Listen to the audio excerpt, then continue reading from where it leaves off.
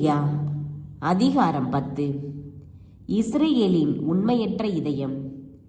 Israel தழைத்து வளர்ந்த திராட்சை கொடி, அது மிகுதியான கனிகளை தனக்கே தாங்கி நிற்கின்றது. எவ்வளவு மிகுதியாக கனிகளை கொடுத்ததோ அவ்வளவு மிகுதியாய் பலிபீடங்களை அமைத்தது. எத்தகைய சிறப்புடன் நாடு செழிப்புற்றதோ அதற்கு இணையாய் சிலை தூண்கள் சிறப்பு பெற்றன. இரு மனம் கொண்ட மக்களாகிய அவர்கள் தங்கள் குற்றத்திற்காக தண்டனை பெறுவார்கள். ஆண்டவர் அவர்களுடைய பலிபீடங்களை தகர்த்திடுவார், அவர்களுடைய சிலை தூண்களை நொறுக்கி விடுவார். அப்பொழுது அவர்கள், நமக்கு அரசன் இல்லை, ஆண்டவருக்கு நாம் அஞ்சி நடக்கவில்லை, அரசன் இருந்தாலும் நமக்கு என்ன செய்வான் என்பார்கள். வீண் வார்த்தைகளையே அவர்கள் பேசுகின்றார்கள், பொய்யானை இட்டு உடன்படிக்கை செய்கின்றார்கள். ஆதலால் வயலின் உழவு சால்களில் முளைக்கும் நச்சு பூண்டுகள் போல தண்டனை தீர்ப்பு முளைக்கும். சமாரியாவில் குடியிருப்போர் பெத்தாவேனில் உள்ள கன்றுக்குட்டியை முன்னிட்டு நடுங்குவர். அதன் மேன்மை இப்பொழுது மறைந்து போயிற்று. அதை குறித்து அதன் மக்கள் துயர் அடைவார்கள், அதன் குருக்களும் அதற்காக புலம்புவார்கள். அதுவே அசீரியாவில் உள்ள யாரேபு மன்னனுக்கு அன்பளிப்பாக கொண்டு போகப்படும். எப்ராயிம் வெட்கமடைவான், இஸ்ரேல் தன் ஆலோசனையால் நாணமடைவான்.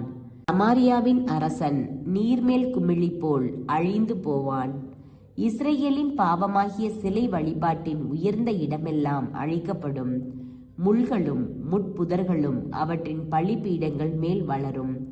அப்போது அவர்கள் மலைகளை பார்த்து, எங்களை மூடிக்கொள்ளுங்கள், குன்றுகளை பார்த்து எங்கள் மேல் விழுங்கள் என்று சொல்வார்கள். தண்டனை தீர்ப்பு பற்றிய ஆண்டவரின் அறிவிப்பு. இஸ்ரேலர் கிபையாவில் தங்கியிருந்த நாளிலிருந்தே பாவம் செய்து வந்தார்கள். கிபையாவில் பொல்லார் மேல் எழுந்த கடும் போர் அவர்கள் மேலும் வராதா?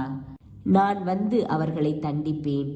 அவர்கள் செய்த இரட்டை தீச்செயல்களுக்கு தண்டனை வழங்கும் பொருட்டு அவர்களுக்கு எதிராக வேற்றினத்தார் ஒன்று கூடுவர். எப்ராயிம் நன்றாக பழக்கப்பட்டதும் புனையடிக்க விரும்புவதுமான பசுவாய் இருக்கின்றான். நானோ அதன் அழகான கழுத்தின் மேல் நுகத்தடியை வைப்பேன். எப்ராயிமை ஏரில் பூட்டுவேன். யூதா உழுவான், யாக்கோபு அவனுக்கு பரம்படிப்பான். நீதியை நீங்கள் விதைத்து கொள்ளுங்கள், அன்பின் கனியை அறுவடை செய்யுங்கள். உங்கள் தரிசு நிலத்தை உழுது பண்படுத்துங்கள்.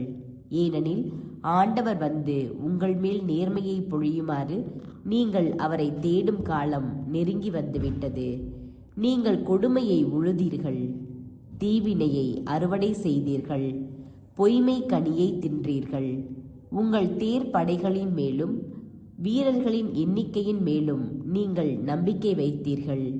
ஆதலால் உங்கள் மக்களிடையே போர்க்குரல் எழும்பும், உங்கள் அரண்கள் யாவும் அழிக்கப்படும்.